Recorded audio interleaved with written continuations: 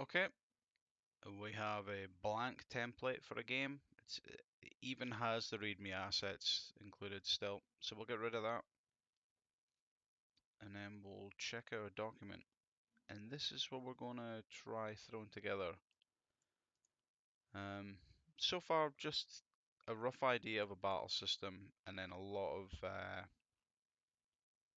of visual stuff, I guess, that would have to come in later on.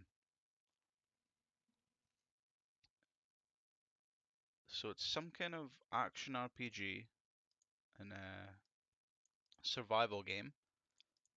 And it did say kind of fast-paced-ish.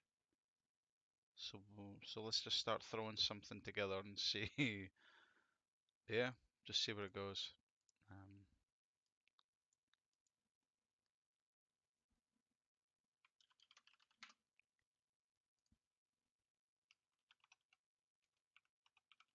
just start with a flat piece of ground, something to work with.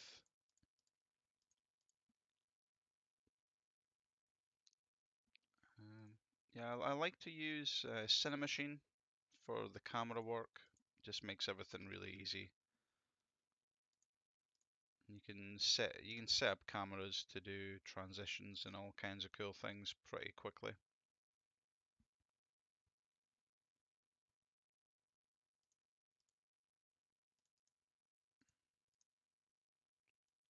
Just get that added. Um, Grok.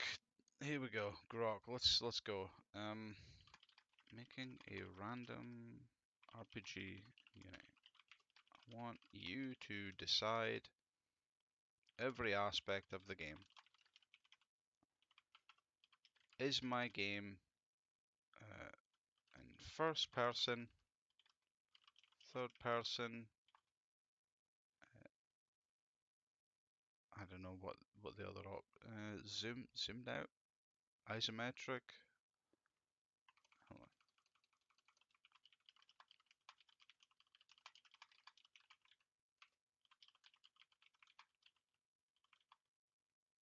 Did I already say and I've just forgotten already? Um,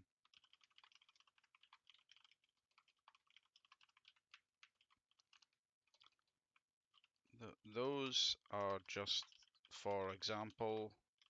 Don't weight your answer according to those. Give me a random viewpoint for the game, please. Give me something nice.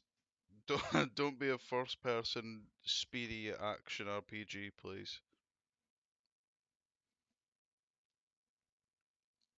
Oh, over-the-shoulder third-person viewpoint. Okay, okay. Over-the-shoulder third-person. Let's create a player object. Let's give it some visual just so we can see.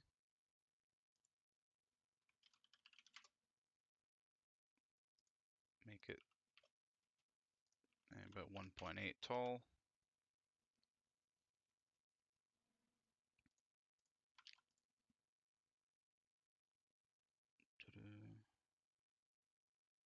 So probably want to give it another object. This might be overkill. I don't know if I need to do this, but camera positioner, and then we'll use this for the thing to follow. Position will be third person follow.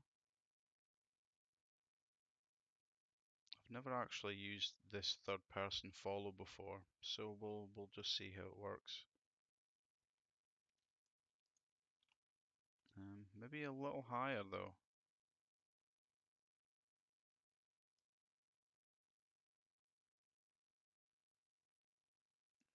Maybe some rotation as well. Hard look at.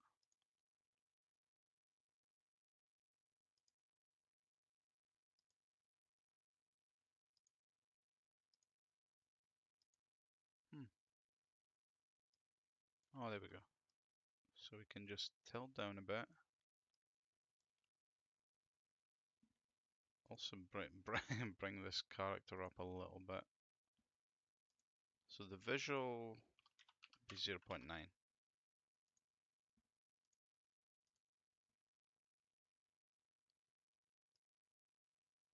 Over the shoulder, it's still quite far away. What's the shoulder offset?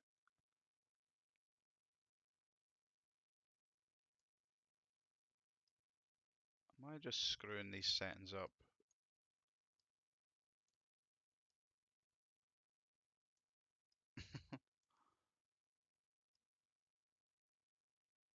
Something like that, maybe?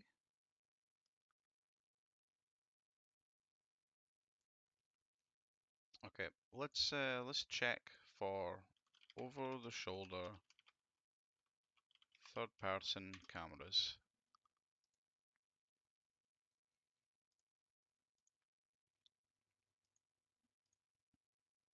Yeah, just what I was thinking anyway. Seems straightforward enough. There's no set sort of distance or anything, just whatever you think is best for the feel of the game. So let's see.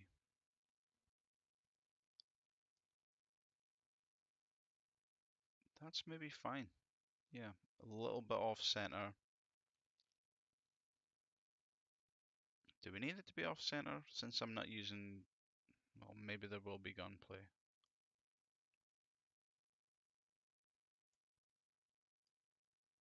Yeah, we don't need to mess around with it. Okay,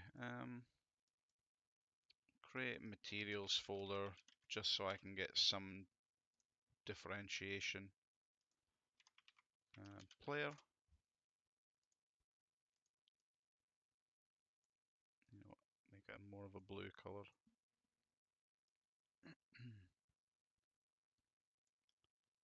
And then have some kind of grassy texture. Well, maybe grass isn't a good idea since it's a cosmic junkyard. Give it some brown color. Okay.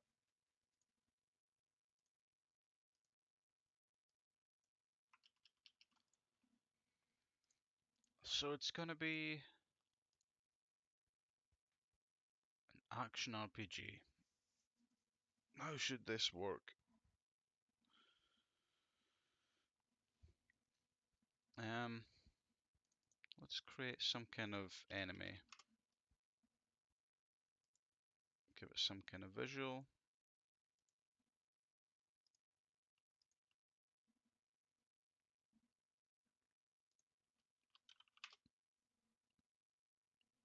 And then put him down there somewhere. It's a weird shape.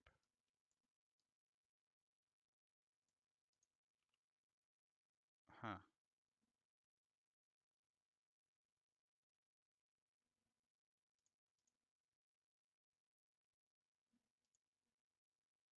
That's thrown me off a bit.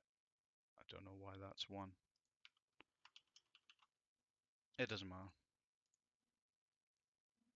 Alright, so some way of taking damage. I suppose health is going to be important.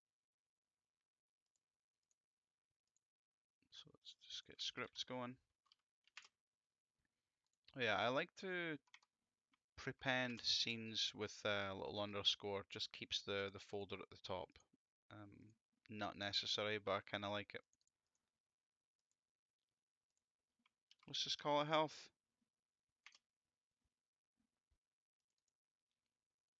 I guess anything that'll have health will have this attached.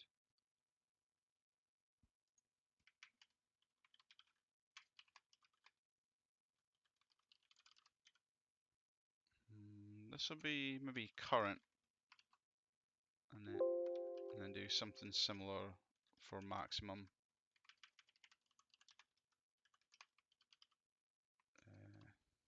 Be a property.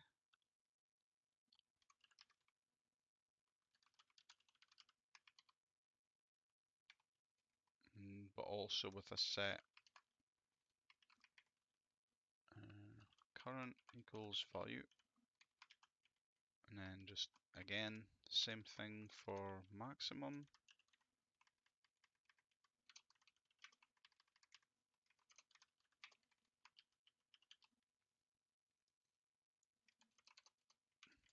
There'll probably be some kind of take damage and restore health function. Yeah, int damage.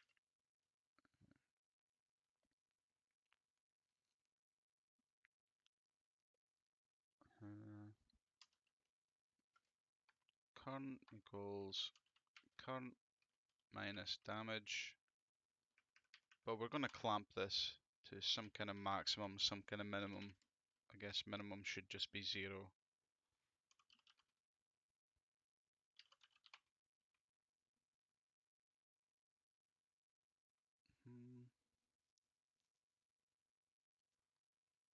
Health limit.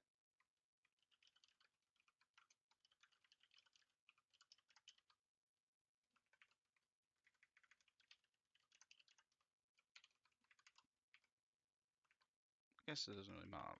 Health limit equals 999. So we do math, just math dot clamp. So the value is this. The minimum should be 0 and the maximum should be health limit. We're also going to keep a track of what the current value was before dealing the damage, so we can do some actions or events.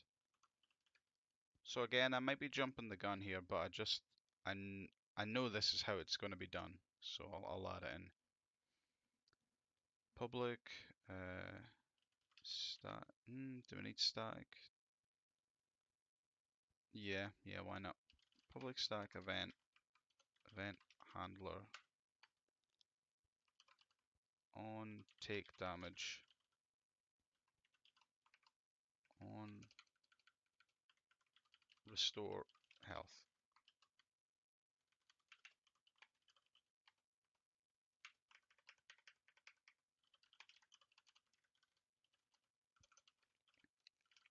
Do the same thing, previous current equals current, and then current equals math f dot clamp, not f, just math dot clamp.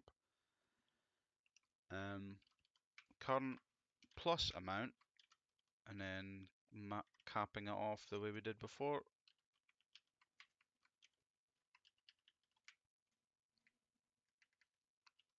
So if you don't know, clamp just keeps a value between two other set values. So whatever the current minus the damage equals, it can't be less than 0 and it can't be more than health limit.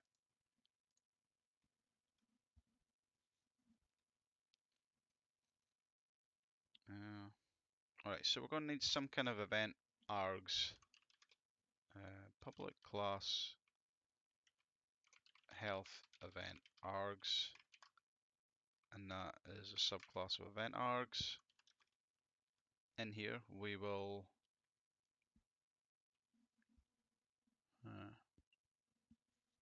take previous value. Do we want that? Maybe we just want the delta, what's actually changed. So the current health and the delta, what changed. So now we just need to trigger these events. This will be the sender, and it'll be health event args is what we're passing in. Health event args, there we go. Current equals current, and delta equals current minus previous current. Same thing again on restore health, invoke new.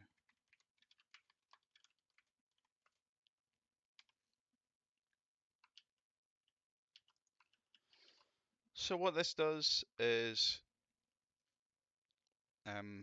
when we tell this health class to take damage, it will trigger an event, or it will send an event, and then anything that is subscribed to these events can figure out what sent it from the sender, and will know what the health currently is, and that'll be good for updating UIs and HUDs.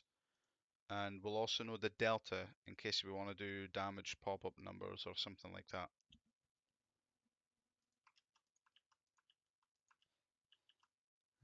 Okay, let's get this on our character.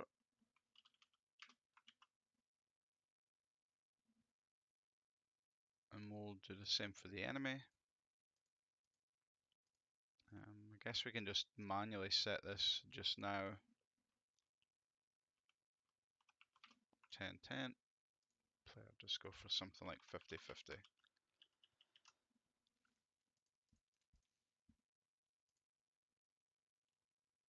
So it's got to be, you need to run around, and it's third person. And then we're using a PC, so we're probably looking at WASD to move around, some mouse look script with the camera, and the player rotates to follow the camera. I may just rip the scripts from maybe the old Brackeys video that's quite popular. I could just ask Grok to give me some first person controls or something like that. We'll see, we'll see. Character controller.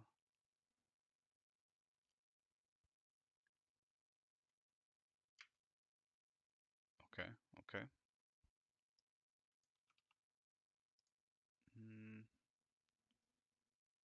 Gizmos. That extends into the ground. 0.9. That's probably it.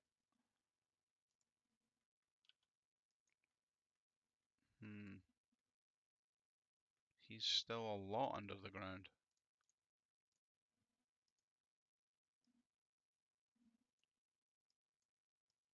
Weird. Oh, okay, okay. It's because the ground isn't actually ground level. That's what was messing me up earlier with the enemy cube as well. He should be 0.5. There we go. And this should be 0.9. Okay, makes more sense.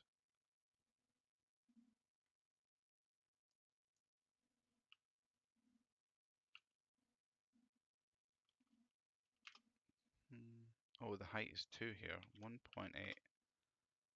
So that means that can be 0.9, because the center of the box is halfway. So if he's 1.8 tall, 0.9 is the center.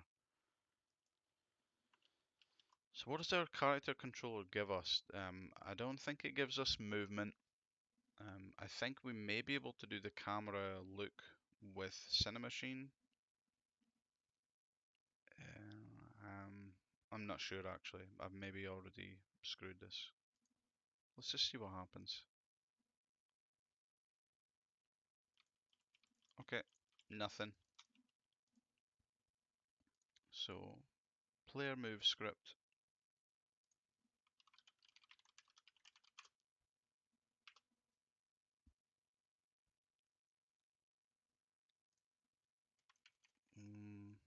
We'll just start with, I'll put it into fixed update, because if you're holding down a key, then it's going to spread over more than a single frame anyway. If you're doing If you're doing some kind of button press input, you would want that on update so you've got every possible frame to catch it. But yeah, it doesn't matter so much with movement. So handle movement, put it into its own function.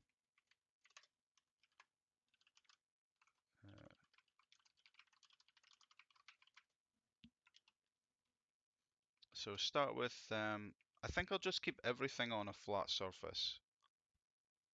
It makes for a worse game probably, but it sure keeps it a lot easier for movement, even targeting, all that sort of stuff. So let's just go move input equals v2.0. If I could add in the new the new input system, but when you're just getting something working, it's a lot easier to just go for some rough code.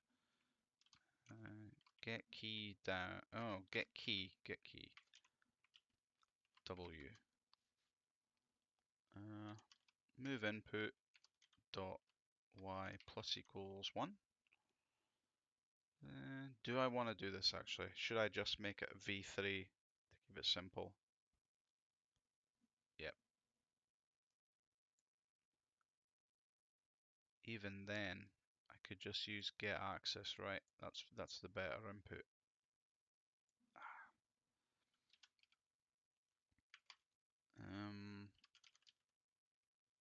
Horizontal equals input dot get axis raw. I think that might be it. No good. Oh, okay. It's a float. Oh, of course, it's a float. So, and then float vertical equals input get axis raw.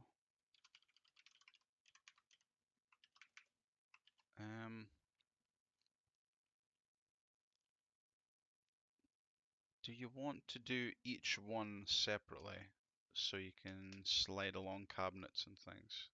There's my brain going somewhere else again. Okay, let's do it. Horizontal first.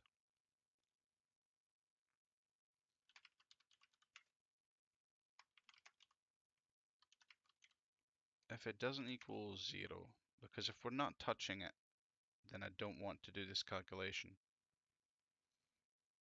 I need a reference to the character controller, which I should probably just drag and drop.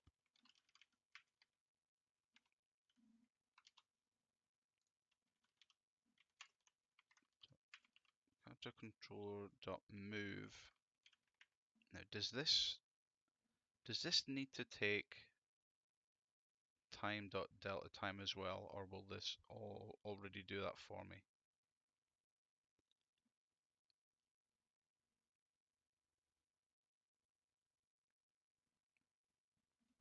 Okay, I think horizontal is transform dot right multiplied by horizontal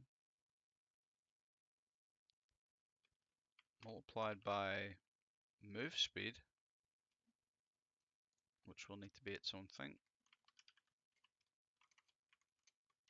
Private float move speed, like 10f. And I'll leave out delta time for now just to see if we need it. I most likely will come back and add it in, but yeah. So then the character controller will move. Is that everything it needs? And then let's try vertical.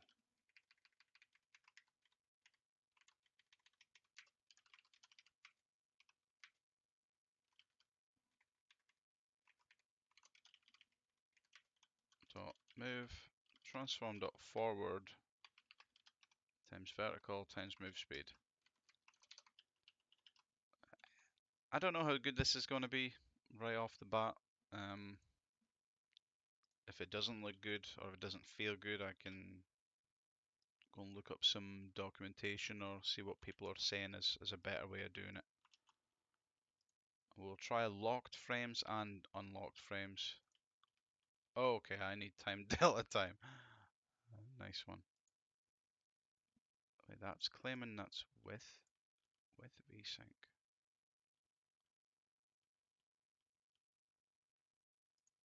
Okay. Times time dot delta time.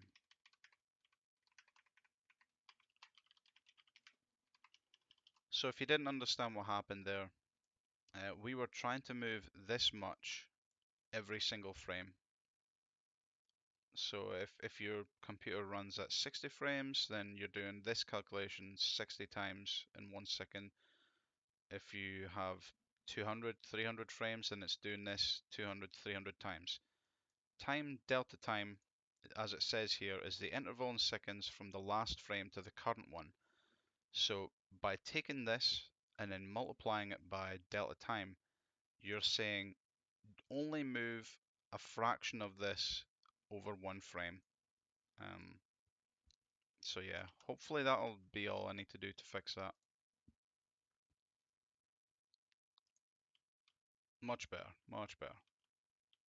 Now it still moves erratically. I'm wondering what that is. That's probably the camera damp, actually. Is it fine? Is it quirky? Is it its own look? Well, let's see, is there a way? I'll just change that in the camera while playing. 0, 0, 0, let's see. Okay, is that just robotic now, or is it much better? I kind of prefer it, so we'll just go with that. What's this red line here? Some kind of gizmo. Okay, right, yeah, let's get rid of this.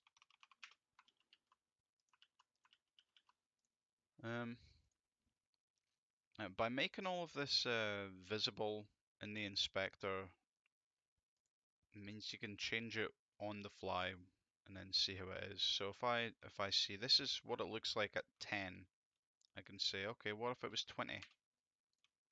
See, and he moves much faster. You don't need to recompile code or anything. So if I move off the edge, no gravity yet, okay. Can I move into something? No, so that's good. We have collisions as a default, probably because of the character controller. Okay, good stuff.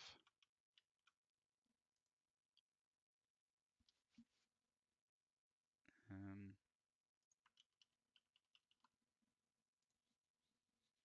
and what's next? What is next?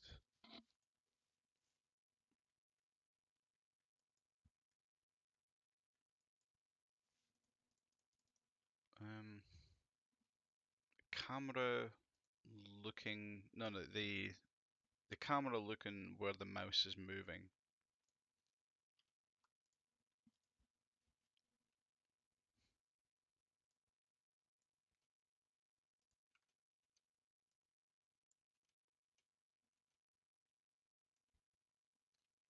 Want none of that shit.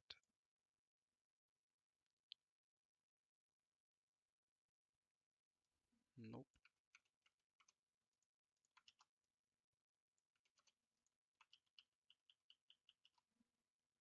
Mm,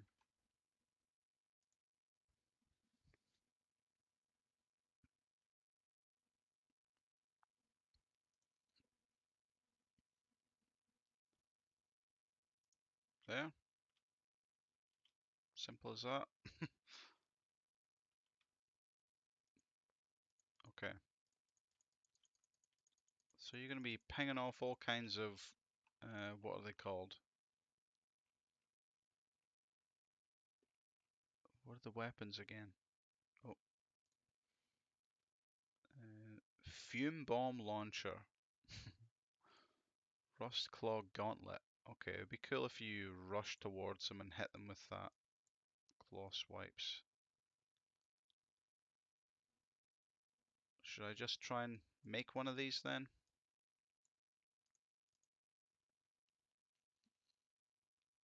Okay, let's go for Buzzsaw Knifer.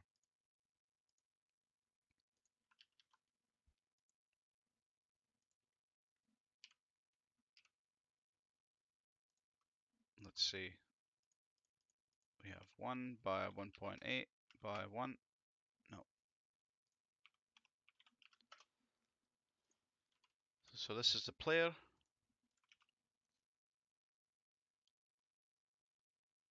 Add an empty axis just to give us a piece of ground to work with.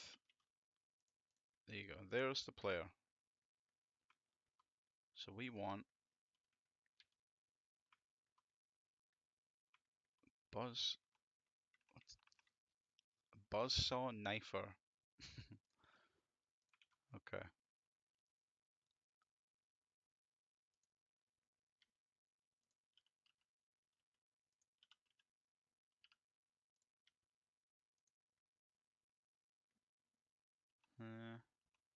Stretch it that way a bit.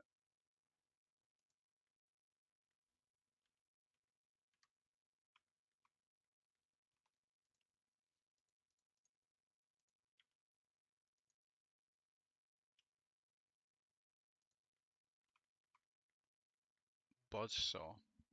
So maybe have it glowing, just like even something silly, just like that.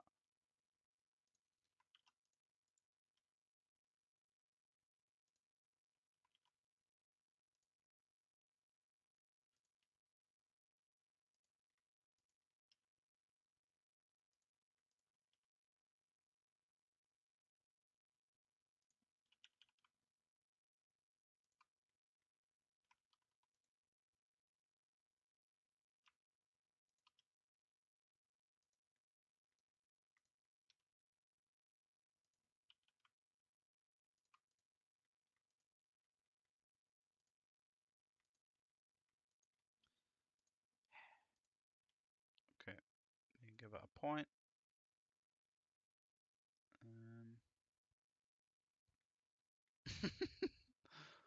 This is terrible. Maybe give it a bit of an angle to it.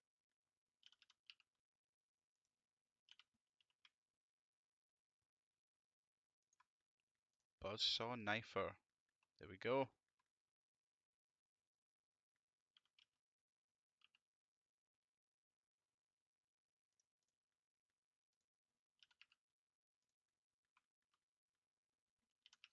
And maybe it has to be a little bit closer. Bit of rotation. And it can just stab forward maybe.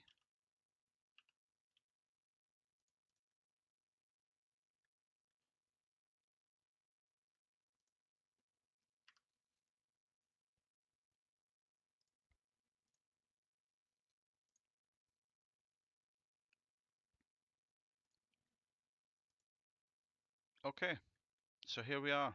Let's bring in the weapon. Uh, Maybe there should be uh, active weapon object or something.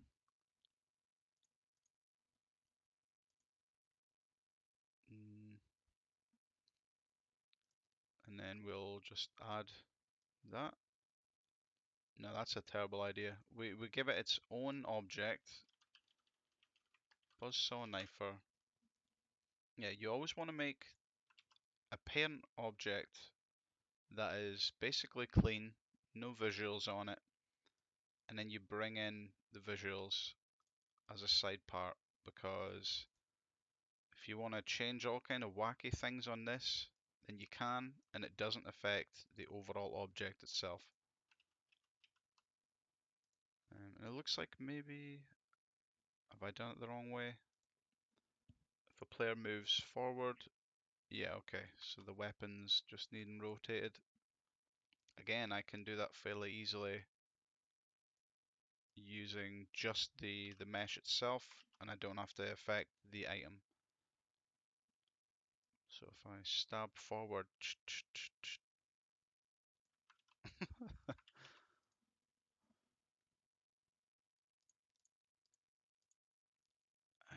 I can maybe make the knife target whatever you're pointing at so that it stabs in that direction.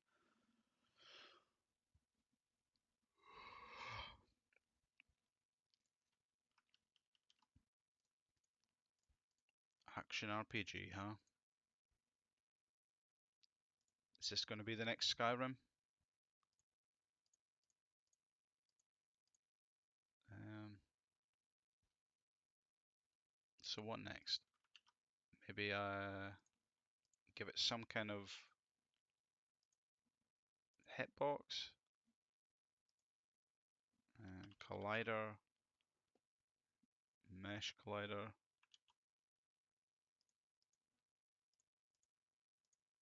Okay, that doesn't have anything.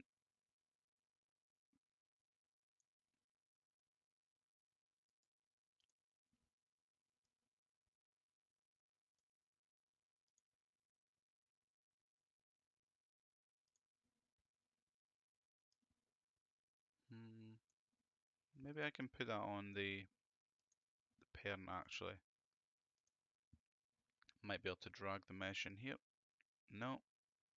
Hmm.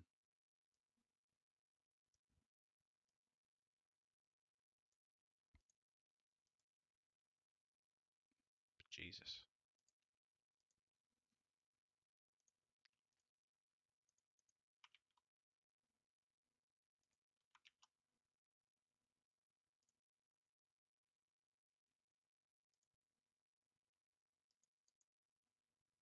Hmm.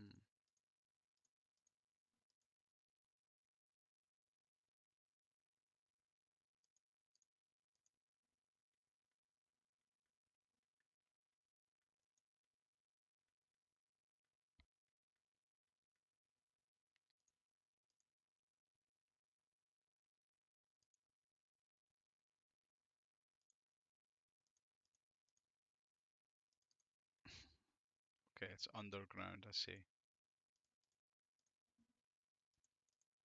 So why can't this just have it?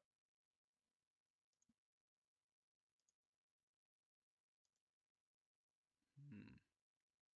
Okay. Is the mesh actually on it now?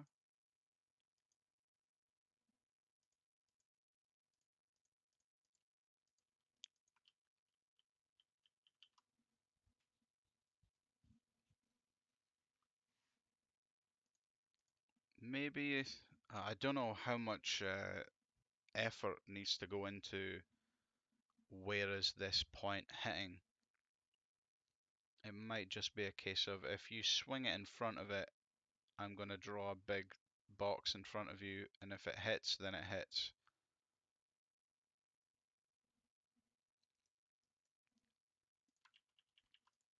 Um,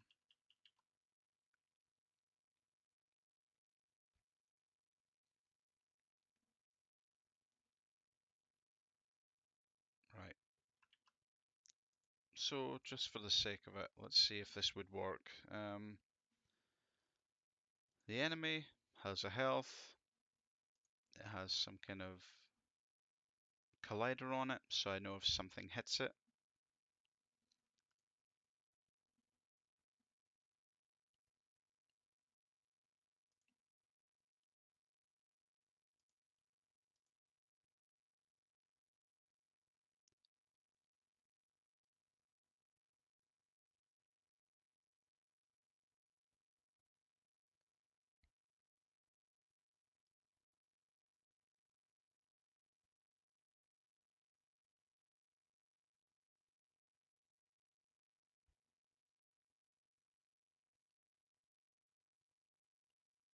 And I'm not sure what to do next.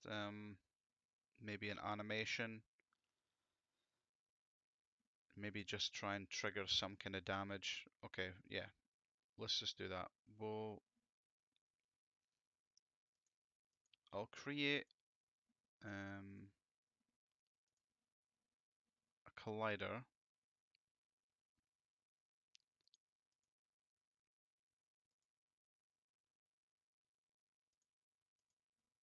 Okay, the Buzzsaw Knifer will have a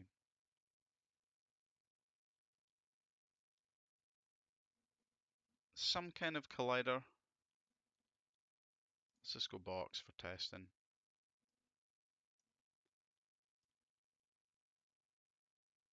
If you're in this area,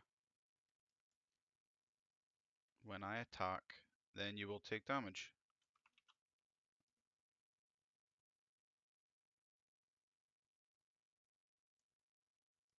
Maybe a little bit to the side.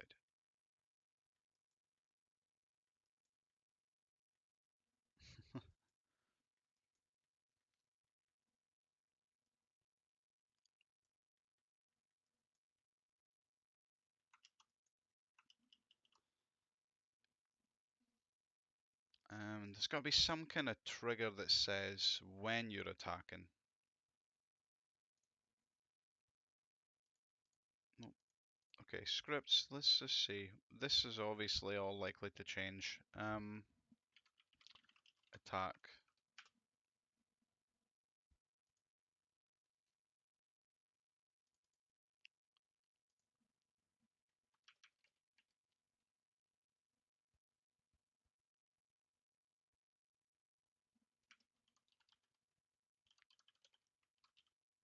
Um,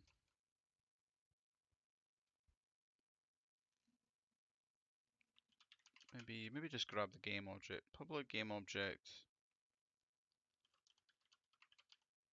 Uh, object hit.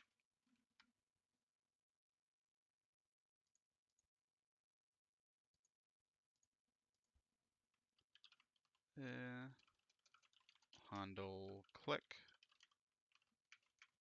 What am I doing? What am I doing? Private void handle click. And get mouse button down.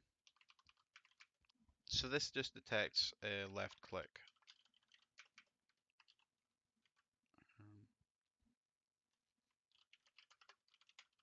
target equals object hit. If target does not equal no, if target does equal null, we will quit out early.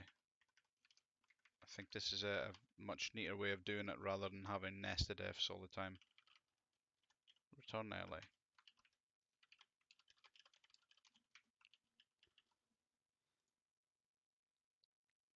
So this should just check the box collider.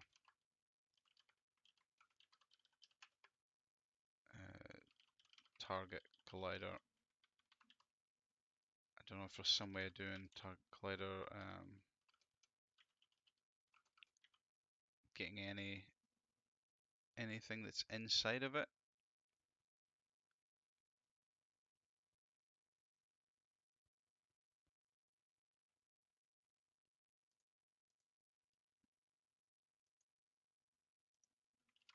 How do I objects touching a collider in Unity C Sharp?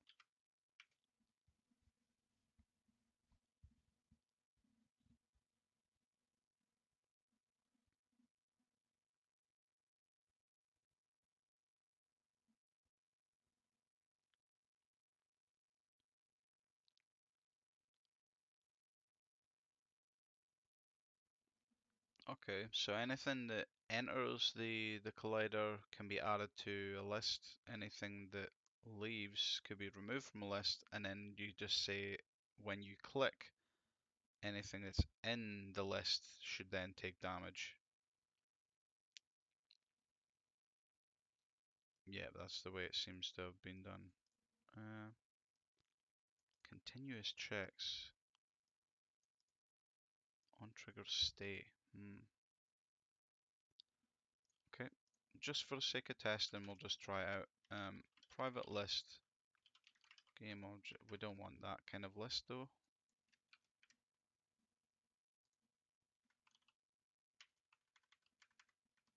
Private list inside collider target list. That's maybe better.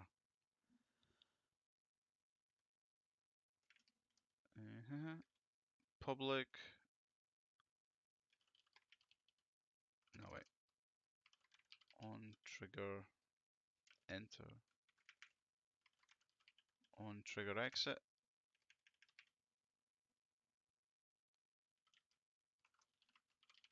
If the target list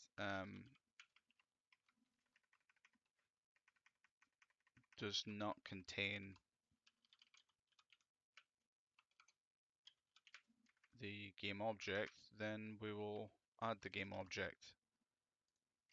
And then similarly, if the target list does contain it, we can remove it.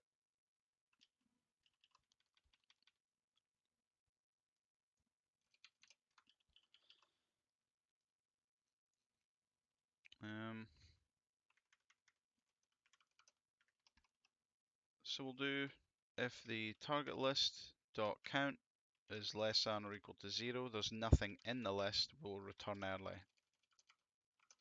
Otherwise, we hit something. We'll loop through each of the targets in the target list.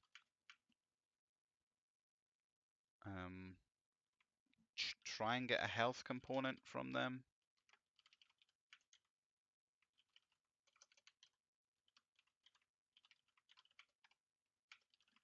If the health thing equals null, just continue on, skip it, otherwise deal damage.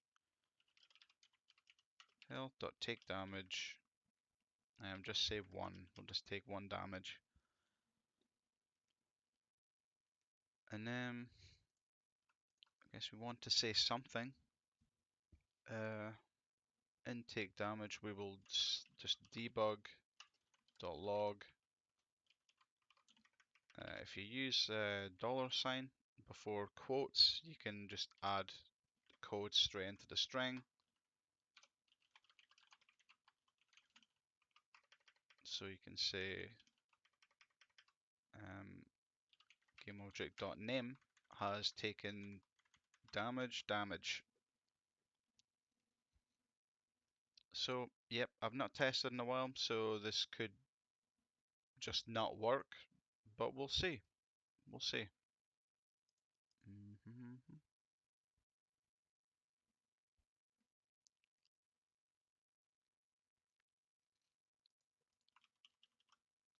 And of course, this sort of setup won't really work by myself having to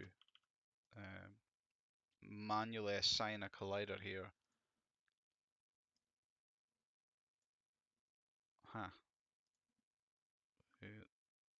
Lock that, and then drag in one of these. Is this just not what I'm trying to do?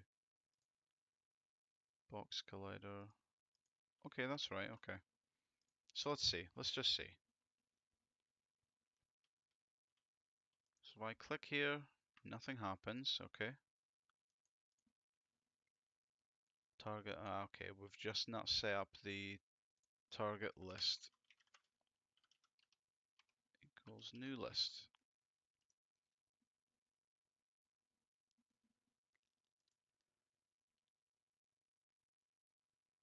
So we click, nothing happens, and we go in here and click.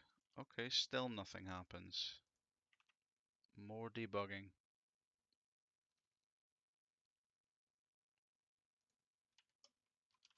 Debug.log, left clicked.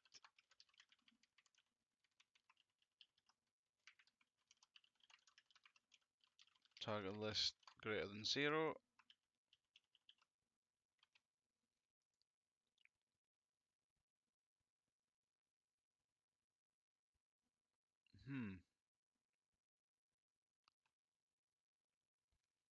We're adding the game object. Okay, there needs to be a bit more than this. We will add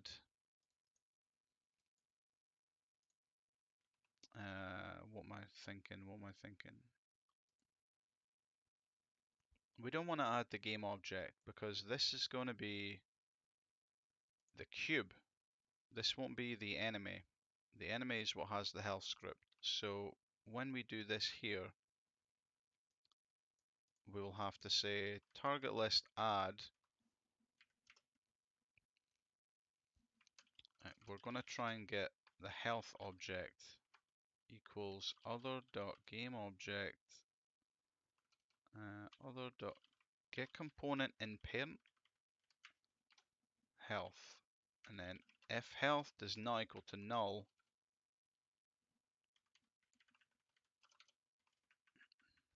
then we will add health dot game object, because then we're grabbing the actual game object with the health component attached.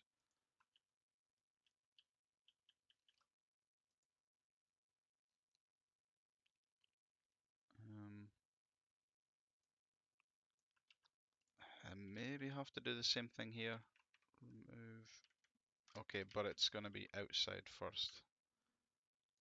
Oh, this needs to be outside as well, because it's not going to contain that. It'll contain the health game object.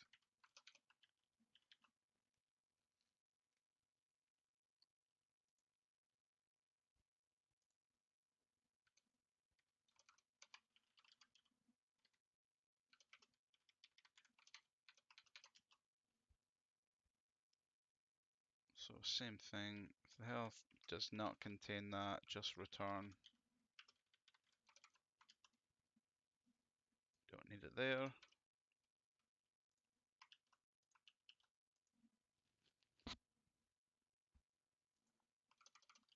Health.gameObject and health.gameObject. Let's see what happens.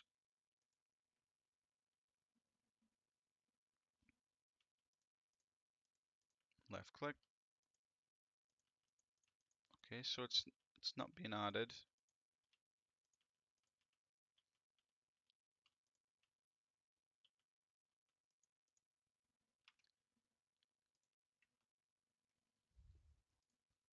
So on trigger enter.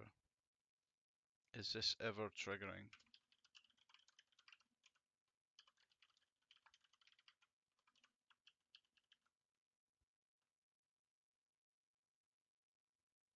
Probably not, because the attack script is the one. Oh, hold on, target collider. This needs to be on the collider, right?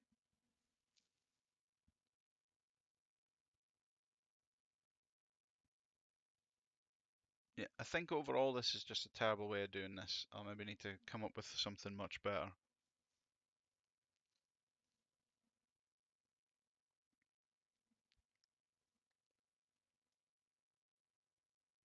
So this isn't a random attack script. The better option would be each weapon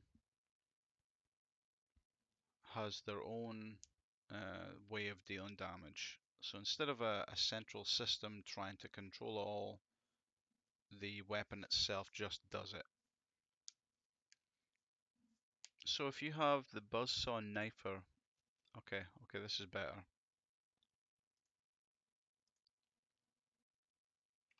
The Buzzsaw Knifer is what needs the script. Let's get rid of attack.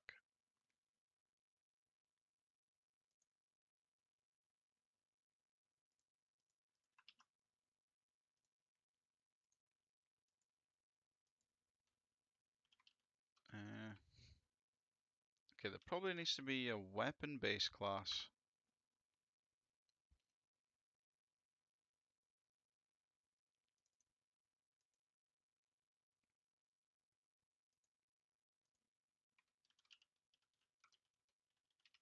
Buzzsaw Knifer. And then we'll just make another folder for weapons.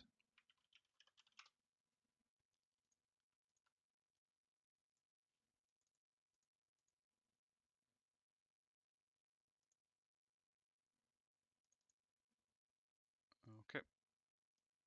So what do we need? This probably has to be abstract because we don't want just a generic weapon.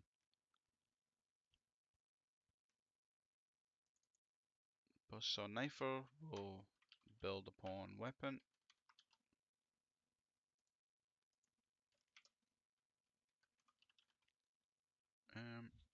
This can, maybe this can just take the input. So was the original spec that there were 2 weapons equipped at once? Literally says 2 weapons at once. So that might be a left click and a right click.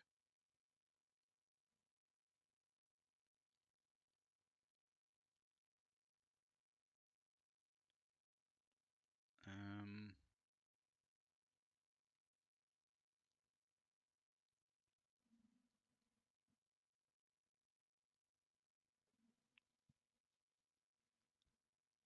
2 weapons at once.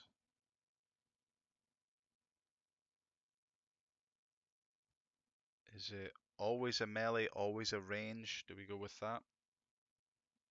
Just say that the melee is always left, the range is always right. Maybe something like that would work.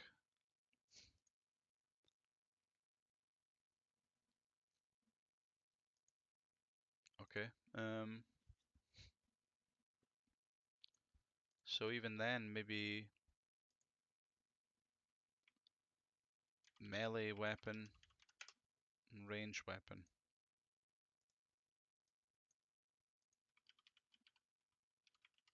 Ranged weapon. Melee weapon builds on weapon. And melee weapon is also abstract.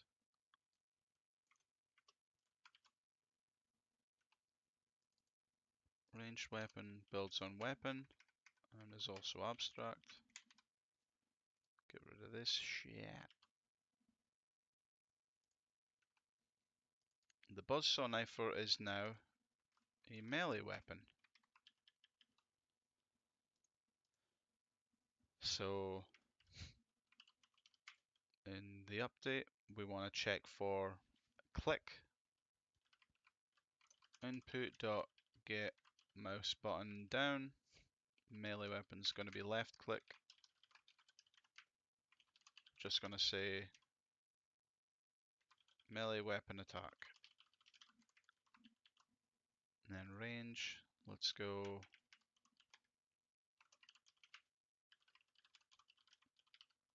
same thing but with a different button. I think one is right click. Debug.log ranged weapon attack.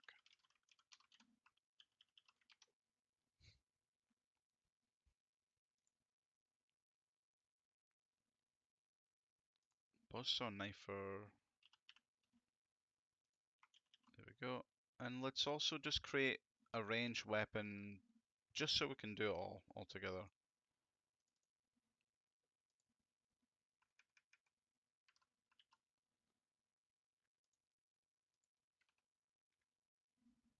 Uh, is the Jolt Pipe Blaster a range? Electric. It is electric pellets. Okay. Okay. Let's arrange these. Melee, flame pipe, zap blade, Buzzsaw Knifer, ranged. I think the whip would be a cool range weapon. Gauntlet. Okay. Let's make the Jolt Pipe Blaster.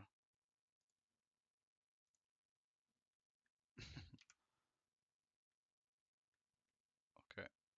Get rid of that. Make another human cube. This time I'll hopefully get it on the actual correct side. So I think it's this way now.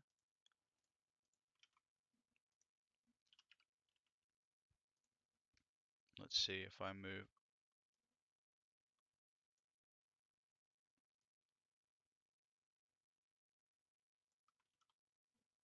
Have I done it wrong again?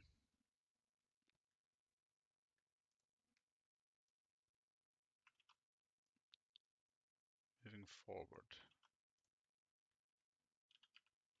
Probably on this side then.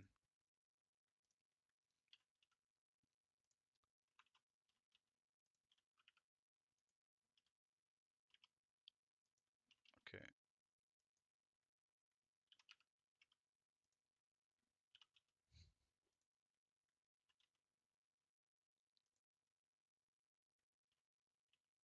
pipe. It's a fucking pipe.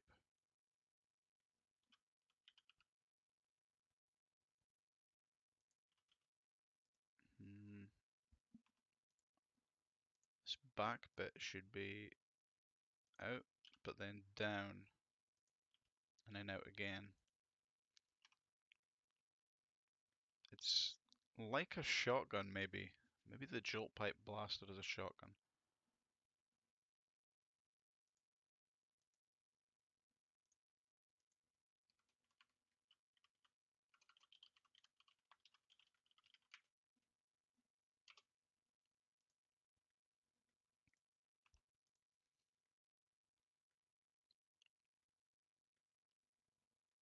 Um,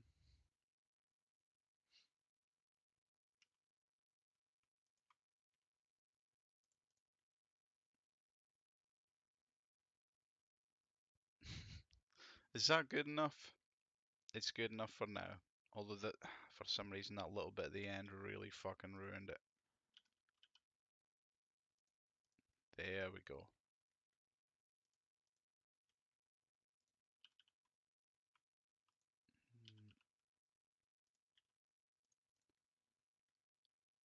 Maybe round off just a little bit. No. What the fuck is that thing? Undo. That's fine. That's fine. Let's get rid of the character. Save the jolt pipe blaster and get back into the project.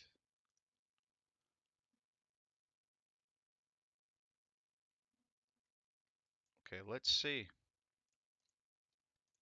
So instead of active weapon, this is going to be melee weapon.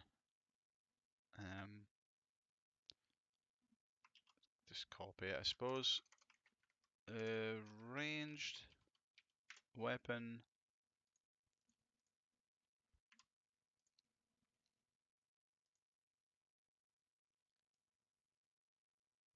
Jolt pipe blaster. He's done it on the wrong side again.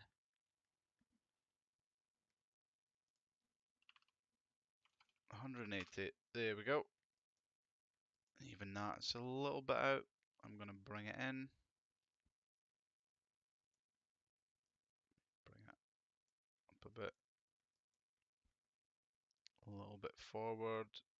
There we go.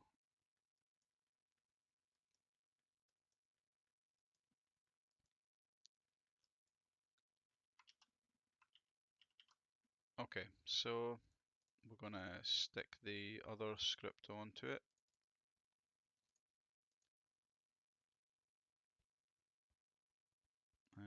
I don't really like having those in there.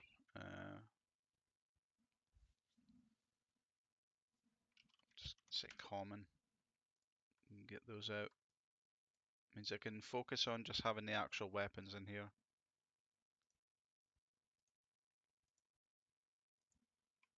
Jolt pipe blaster.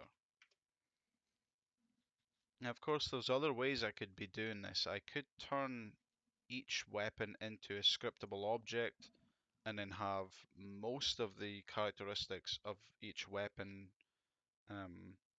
just as numbers or some kind of draggable, but this is fine. Jolt pipe blaster is a ranged weapon.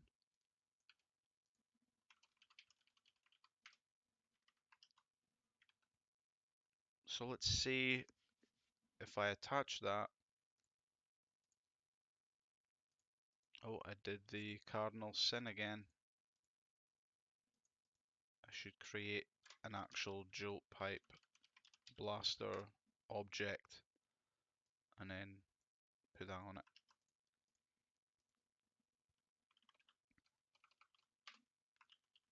Right, so let's see if I right click or left click, it should print a message. So left click, melee, which doesn't make sense I guess since melee's in the right hand. Maybe I can switch them.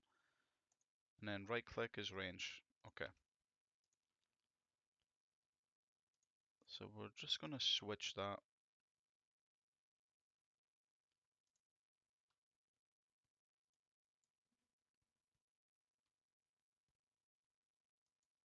I feel like right click should be the gun though. So maybe I swap the visual rather than the code.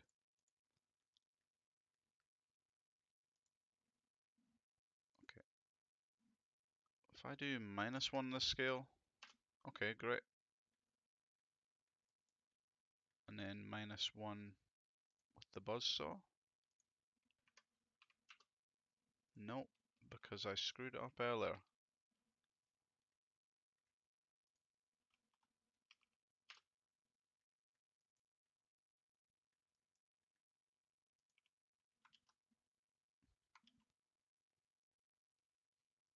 But yeah, I need to make sure I'm doing that on the model and definitely not on the object itself.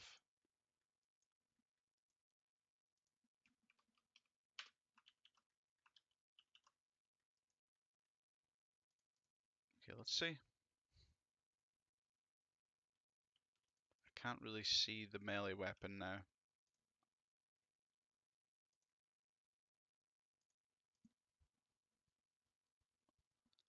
Uh, Maybe that's the camera's fault.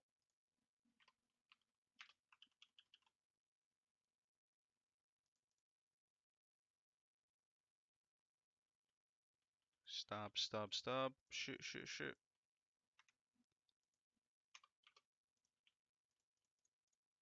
Hmm.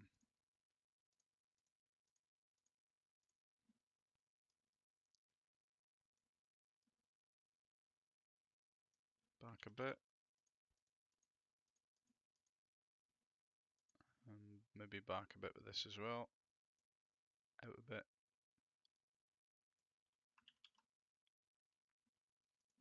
And then maybe central. Okay, let's just go with that for now.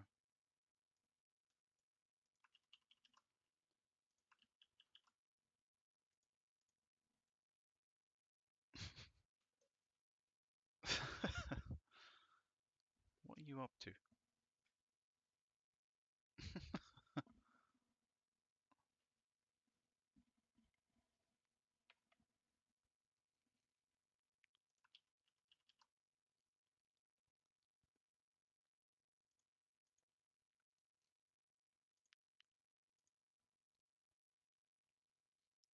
So we'll get rid of that collider.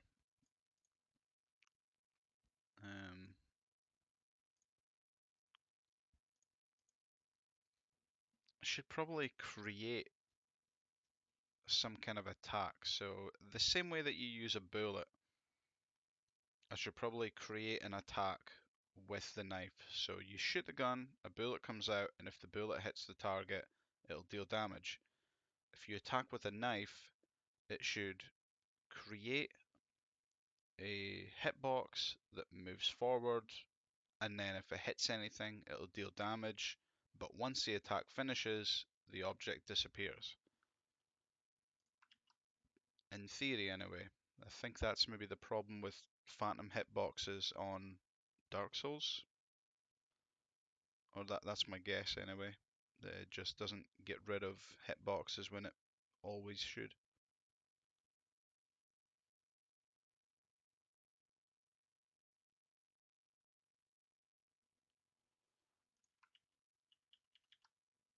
Okay, well, I'll maybe just try and get the gun working first, since that's usually, well, that seems to be the easier option.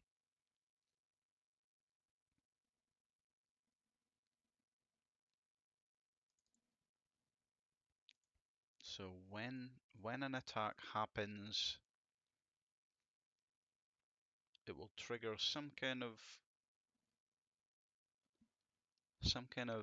effect. So I'm gonna need protected abstract on attack maybe.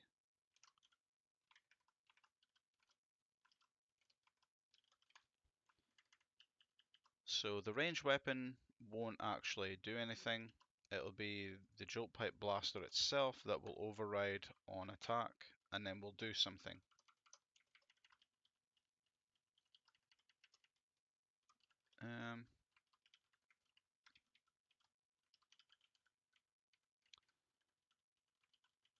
Serialized field, private, And because I'm thinking of this being a shotgun based on electric pellets and then a shockwave burst.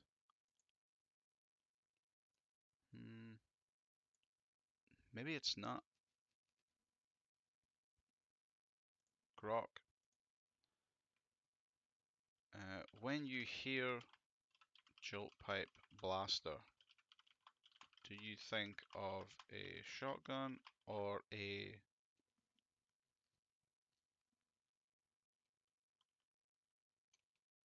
uh, what type of gun do you think of?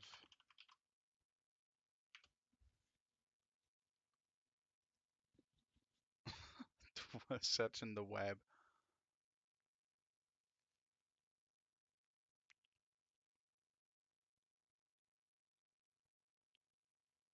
A burst fire plasma pistol.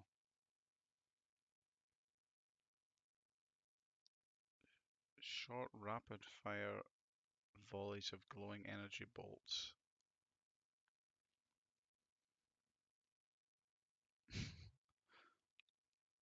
Okay.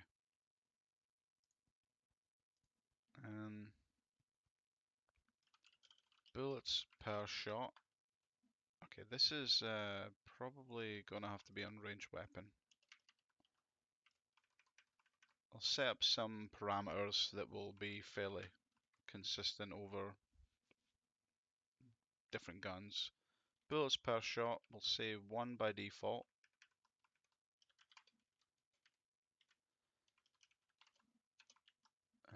Weapon will have some kind of cooldown.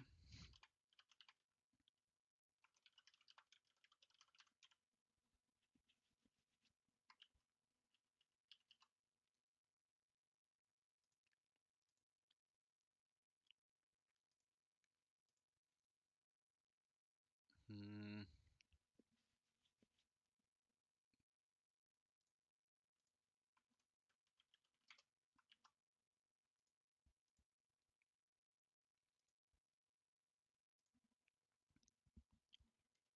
What else is it?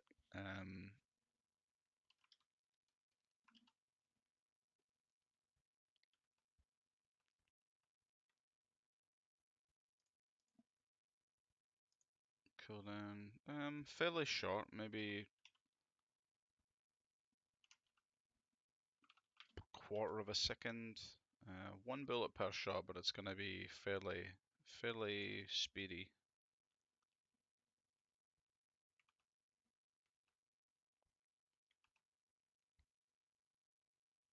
There is going to be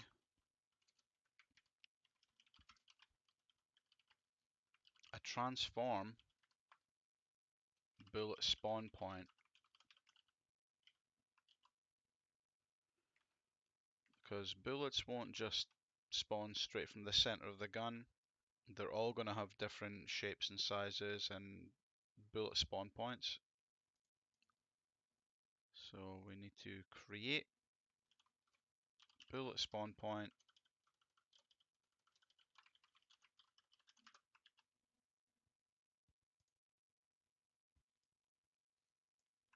and then I can move this to where the bullet will come from.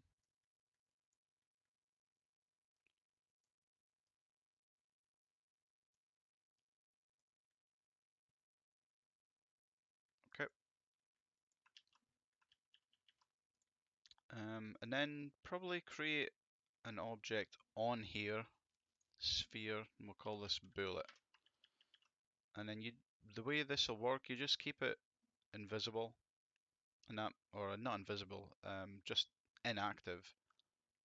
And then when you want to spawn a bullet, you'll just instantiate this at the bullet spawn point, and then set it to be active, and then it'll do its thing. So keep it active for now.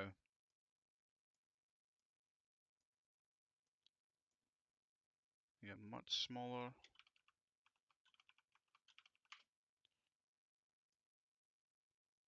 And give it some kind of creative material.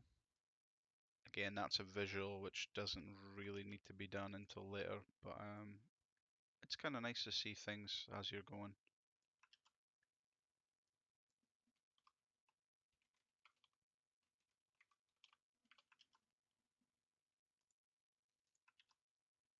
Uh, what's this? The jolt pipe, blaster, bullet. And this could even change. You could set a different color each time the bullet's fired.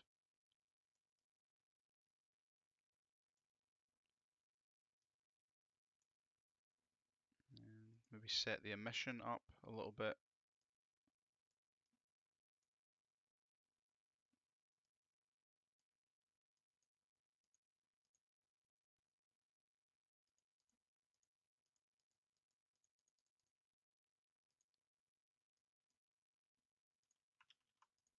Hmm, something like that maybe.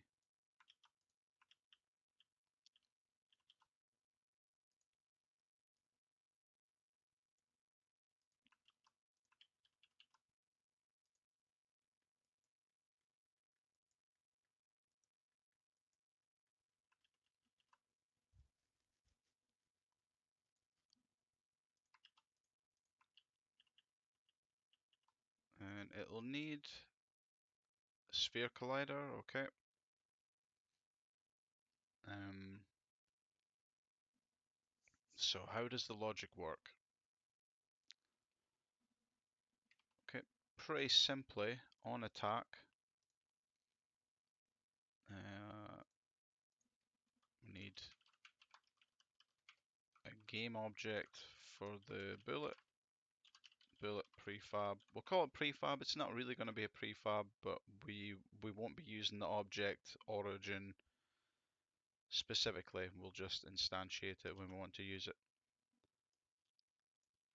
So there we go. Hide that. So on attack, we will do that.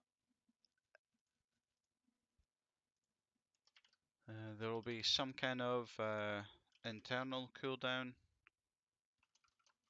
which will be on the weapon. Protected float.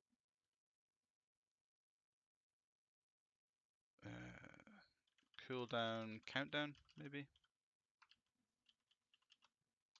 And then there'll be some kind of function that says trigger cooldown.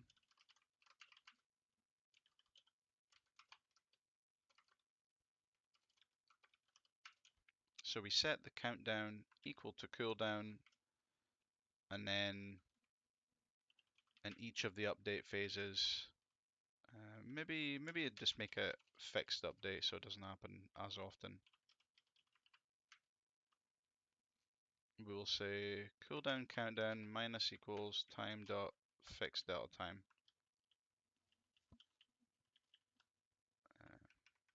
But maybe it should be clamped. So cooldown countdown minus that.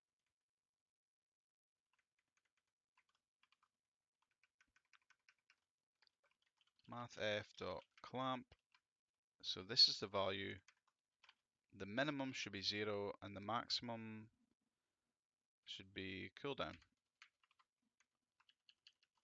But we also only want to run this if cooldown countdown is greater than 0.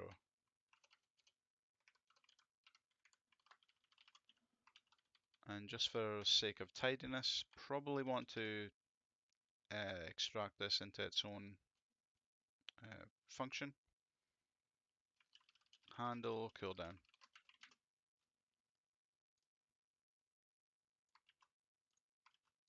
And you just call it handle cooldown.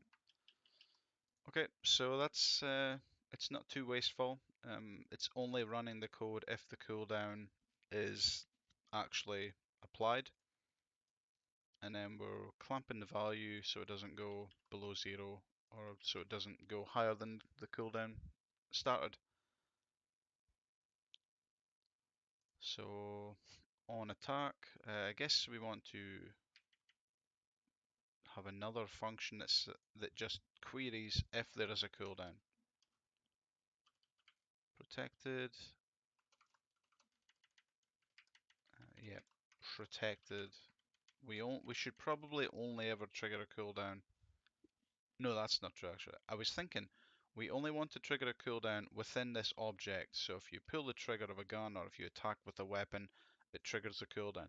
But we can add effects later on, like some kind of EMP grenade goes off, boom, suddenly you can't use your gun or something. So guess we can make that public. If it never happens, we can get rid of it. Public bool on cooldown or is on cooldown. Return countdown cooldown greater than 0. Yes. So here handle uh, handle attack maybe.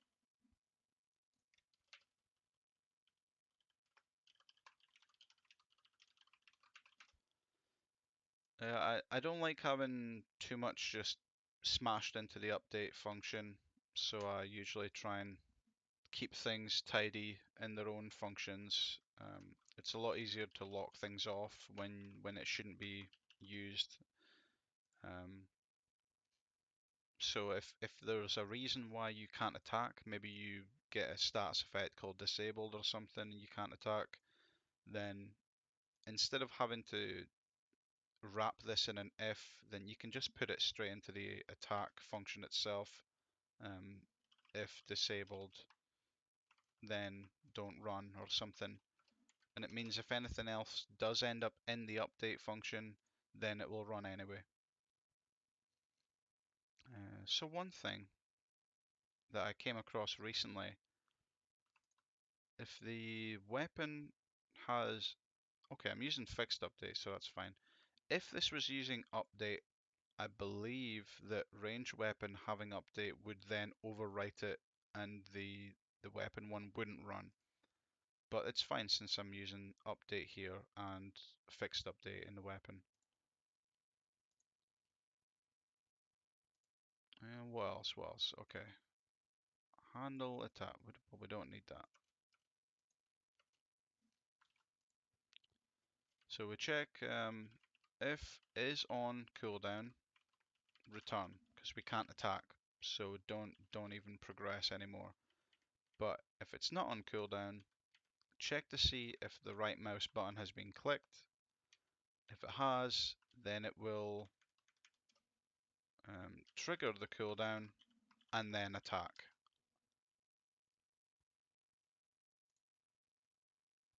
And then on attack, maybe there'll be just a simple spawn bullet function that will create the bullet. Bullet equals instantiate bullet prefab bullet dot transform dot position equals bullet spawn point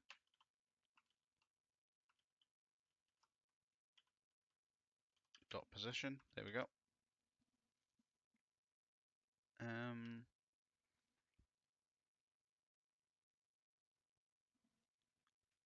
Now what direction? What direction is it going?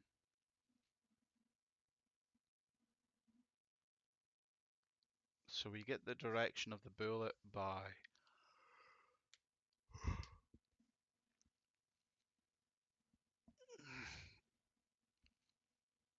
I guess we're getting the position of the gun and then the position of the spawn point and then subtract to give the direction the bullet should fly.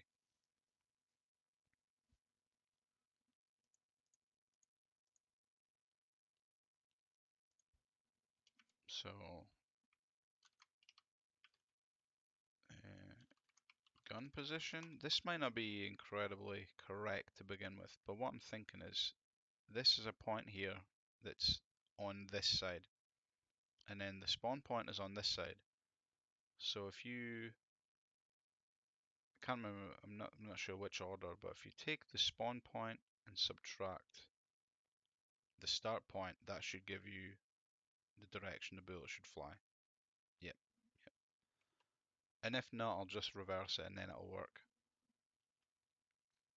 Gun position equals this dot transform dot position.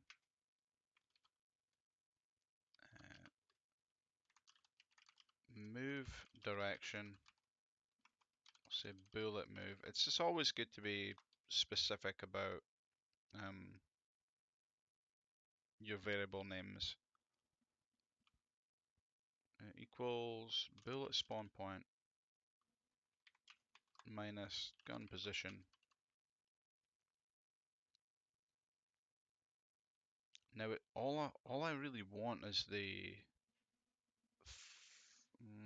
this isn't good because this is on a different level, so it's going to fly sort of up the way.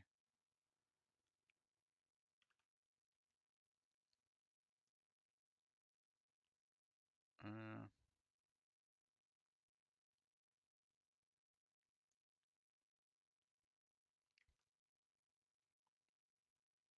hmm, what's just forward?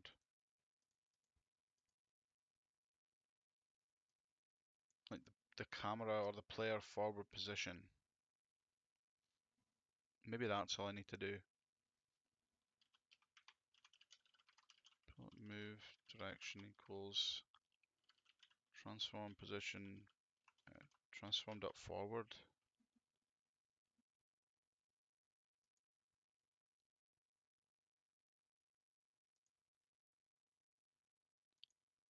Let's just see. Let's just see what happens. I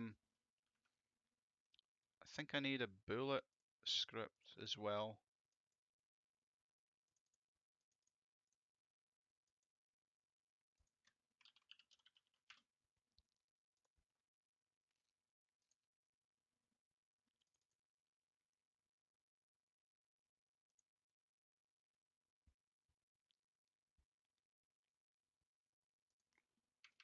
Um,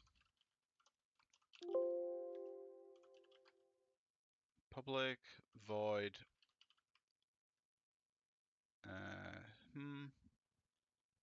Set motion maybe, and in here is where I will add any movement. Yeah, movement data. Public void set damage as well, because that's something that I guess I'll need. Private int damage.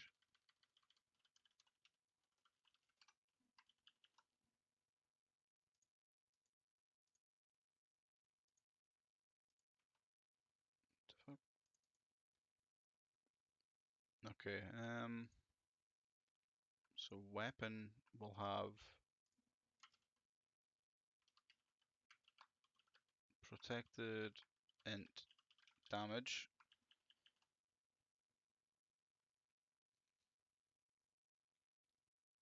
And so for damage, that'll be high for melee weapons, and it'll be fairly low for guns, I would assume, if they fire quickly, if their fire rate's high.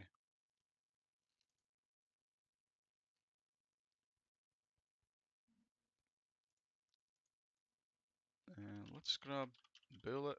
Bullet equals. Oh, okay. So bullet object.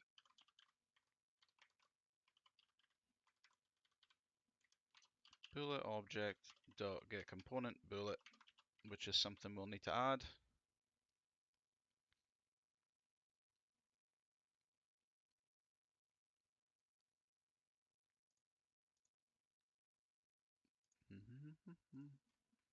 Bullet.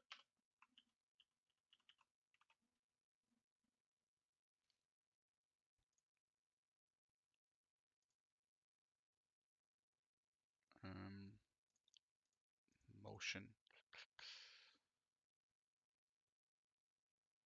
Does the bullet need some kind of rigid body on it? Or is the collider enough?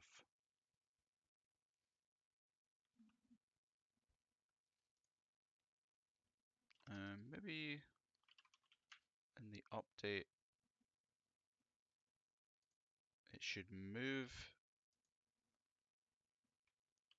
update position, and then check for collision. So I think the way that this works is the bullet will move so fast that sometimes it will go through object it's supposed to collide with. So then you do a raycast from its previous position to its current position, and then check if the raycast hits something that should be hit. And if that finds a target, then you just destroy the bullet wherever it is and deal the damage to what the raycast hit. Because a lot of the time, from what I've seen in the past anyway, bullets will just go through targets if they're moving too quick, and if they move too slow, it looks kind of goofy.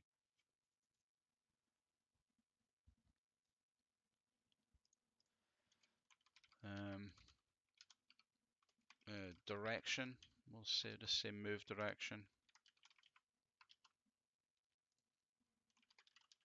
Update position. Check for collision. And then we'll have a private vector3 for previous position.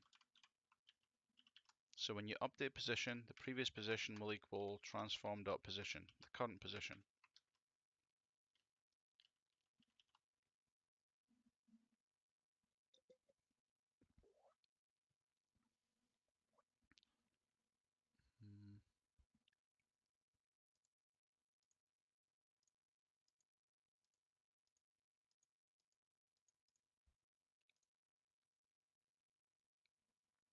Um,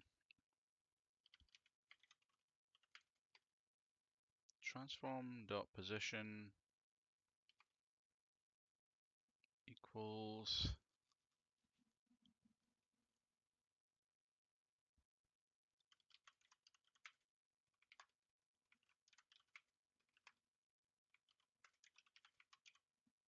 there should probably be a move speed as well. Move speed, and that will also be set in here somewhere. For 3, move direction, and float move speed.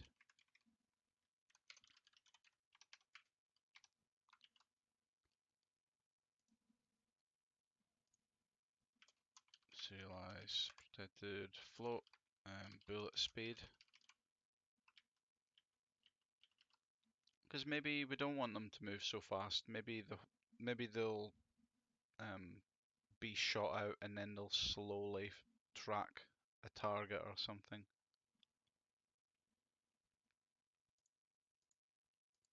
This bullet could be built upon, could use it as a base class and then have different functionality for updating position. So instead of it just darting towards a position, it could follow, track. So this should probably be an abstract base class, and then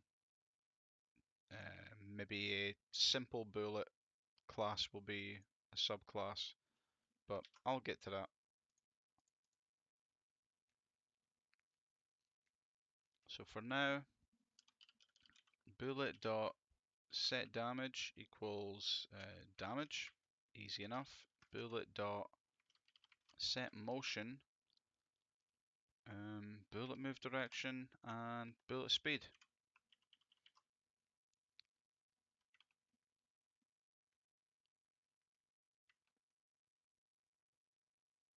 Is this working? What am I at? I'm not spawning a bullet yet, so also This may change depending on... Okay, so we don't want that in it yet. We just want to spawn the bullet and return the bullet.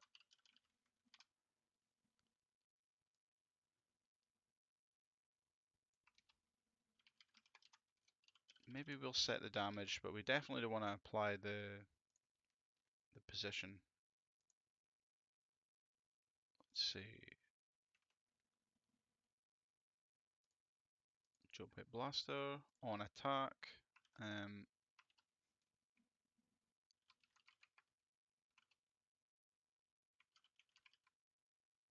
Interesting. Why I want it. There we go. Spawn bullet.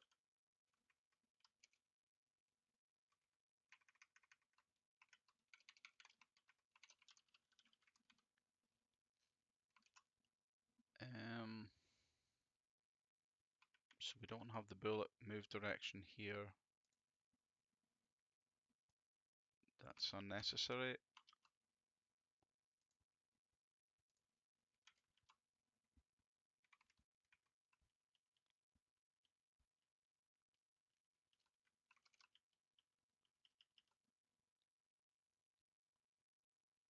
Will we just try? Yeah, let's just try and see where we are. Let's give it some starts. Do 1 damage per hit, 1 bullet per shot. That's not even in use yet. Bullet speed, we'll do it really slow, just so I can see what's happening.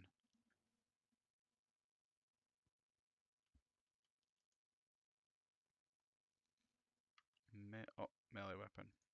There's a range weapon, and nothing seems to happen.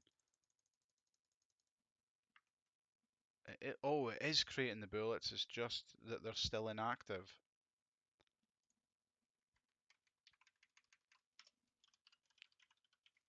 Set active, true. Although maybe that should be done on the range weapon. Bullet dot game object set active true.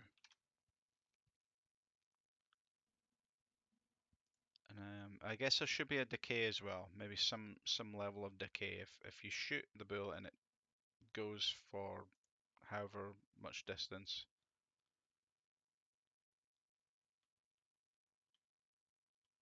Okay, that's better than I was expecting.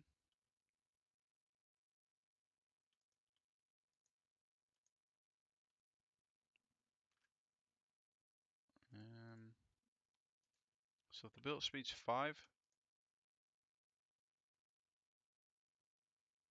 still seems quite slow. I maybe haven't actually put that in the code yet.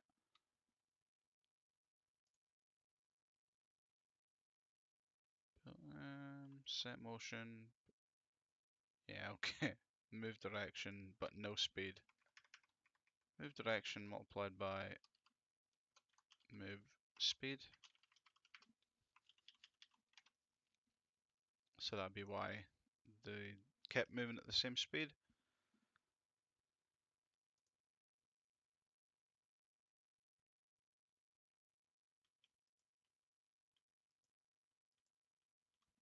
Okay, let's up it to 5. Much better, much better. To 50. That's much better already. But as you'll see, they just keep racking up, and that's why you need some kind of decay. We'll have wall collision, so if it hits a wall, it'll leave a nice decal. But if it just keeps going into the distance, I don't know how far it needs to travel before I'll delete it.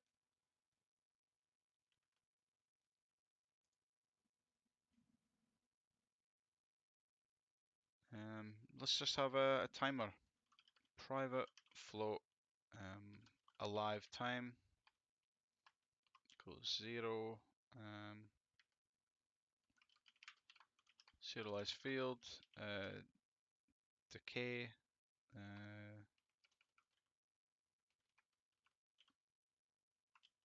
50 seconds? That's maybe too much. 5 seconds is so much for a bullet, but it gives it plenty of time to leave the camera's range, I suppose.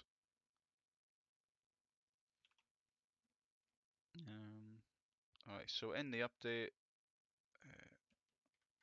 we'll do that at the end. Update decay, private void, update decay. Alive time plus equals time dot delta time. If alive time is greater or equal to decay, then destroy the object, destroy the bullet, destroy game object. And that should be fine. We aren't checking for the collision yet.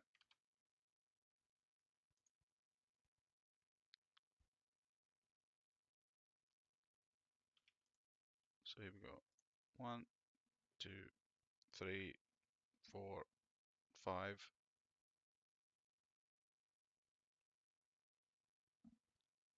Nothing. Absolutely nothing. Why is decay 50? Hey.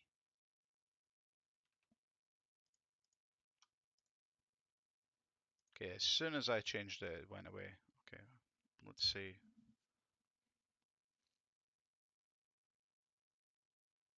Ah, they're all spawning as 50.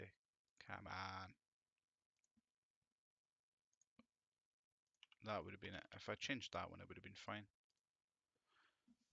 Okay, and you know what? Let's actually change the speed and things as well.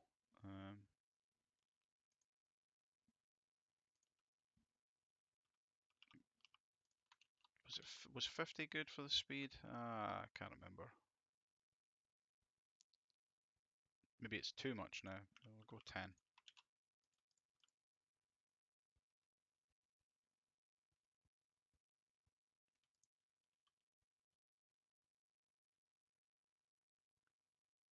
And it's gone. Nice. Boom.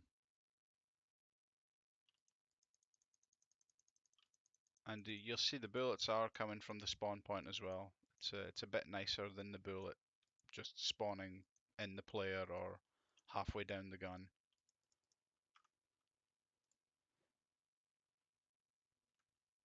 Maybe 25. 35. Yeah, that feels good. 35. Let's go with 35.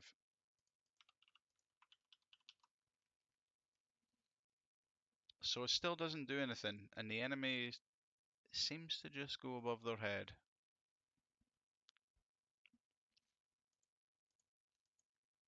So the enemy's cube should probably be a bit taller. Make it 2.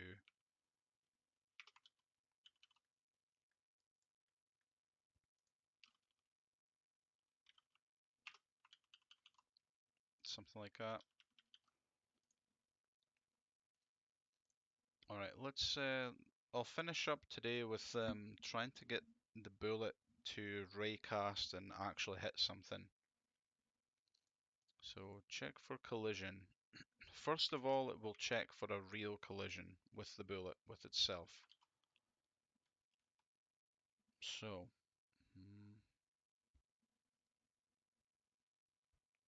what is this? What are you trying to do here?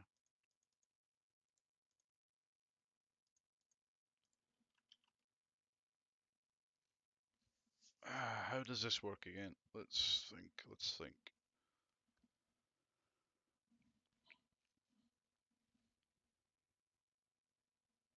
You know what, I'll skip the original collision bit and we'll just strictly do the raycast. So, ray equals new ray. That's how it works. Origin and the direction.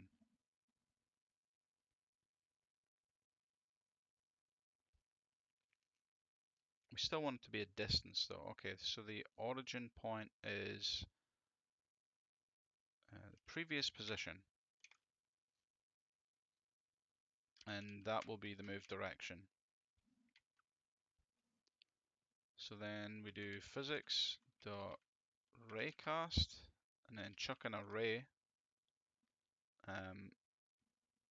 Max distance will be the distance between this and the last position. So distance equals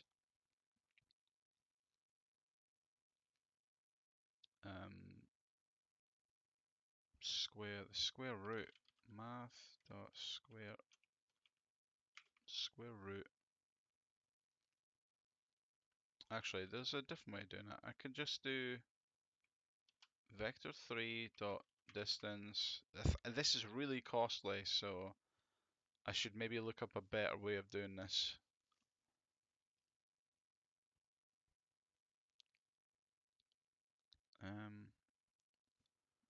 Maybe I'll just do in Unity C#.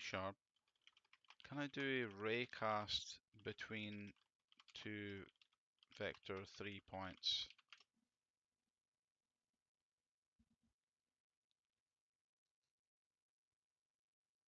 Okay, good, nice to know.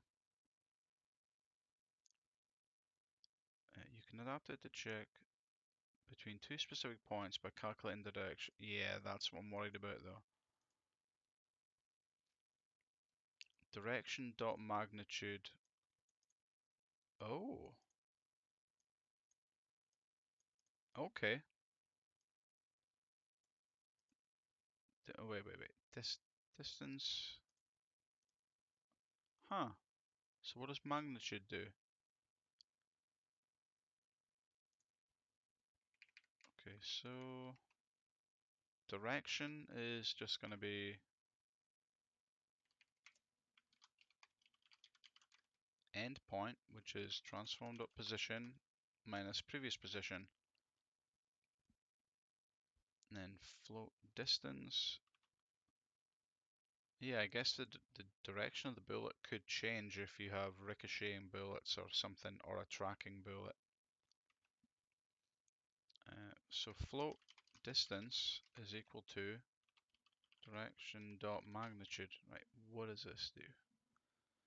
The length of this vector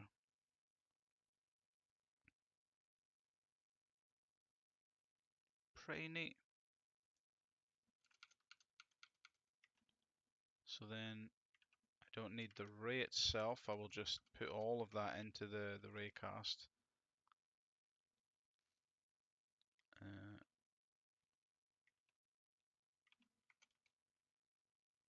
So transform, the previous position is the starting point.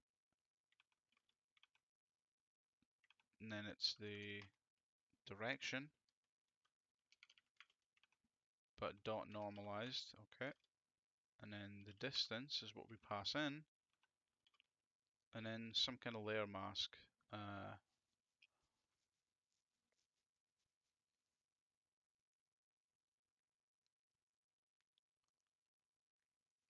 Should there be a collision mask for bullet responders? Or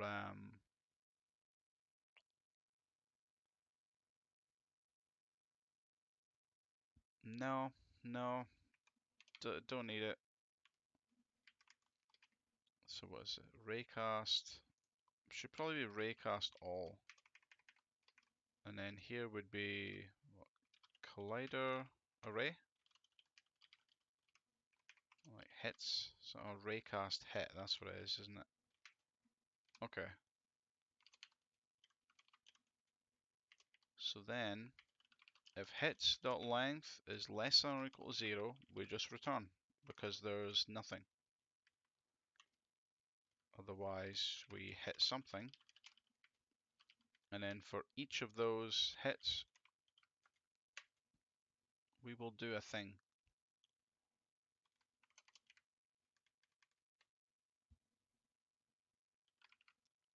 And we'll try and get a health. component equals hits I dot collider game object get component. Now the chances are,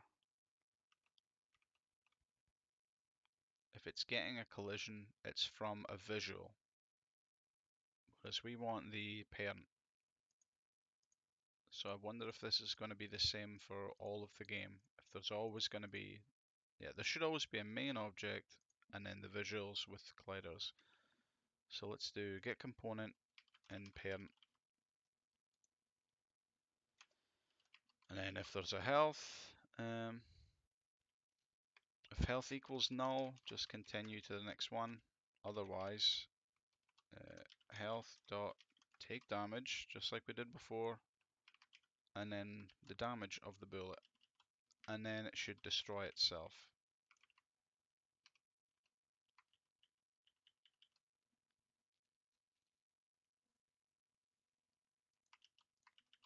We'll just run this, see how it goes.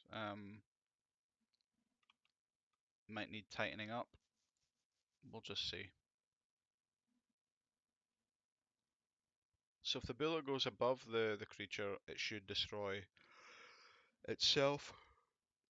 So there's nothing. There we go. Nice. Enemy has taken 1 damage.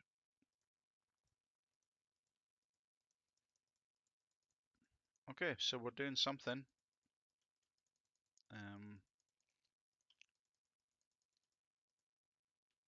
So I think in the next video, I'll probably start with creating some kind of pop-up, just because it's fun.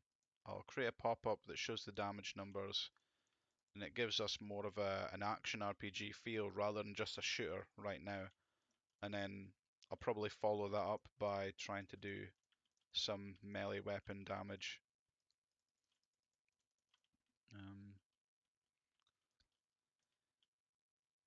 There'll need to be some kind of reason for using melee, because if the range is just super strong, then it's all anyone's going to use. Why would you get close to attack something if you can just stand back and shoot it?